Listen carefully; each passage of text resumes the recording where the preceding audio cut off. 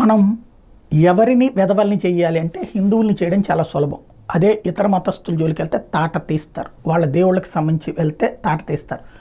రాజకీయాల్లో దేవుళ్ళని గురించి వాడరు. అక్కడ ఆ దేవుళ్ళకి కృతజ్ఞత మాత్రం చూపెడతారు. ఇక్కడ దేవుళ్ళను కూడా వివాదాల్లోకి లాగడం, దేవుడి ప్రసాదాలను కూడా వివాదాల్లోకి లాగడం అన్నది ఒక్క భారతదేశంలో మాత్రమే సాధ్యమైనటువంటిది, హిందువులకు మాత్రమే సాధ్యమయ్యేది.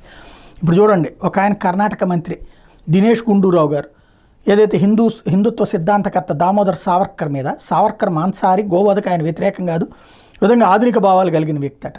అదే సందర్భంలో గాంధీ గారు శాకాహారి, హిందూ మత విశ్వాసి, వీళ్ళిద్దరి దారులు వేరువేరు అదే అని చెప్తూ, మరోవైపున ముస్లింలకు సంబంధించినటువంటి జిన్నా మరో అతివాది, కరడగట్టని ఇస్లాం విశ్వాసి, మద్యం తాగేవాళ్ళు, పంది మాంసం తినేవాళ్ళు.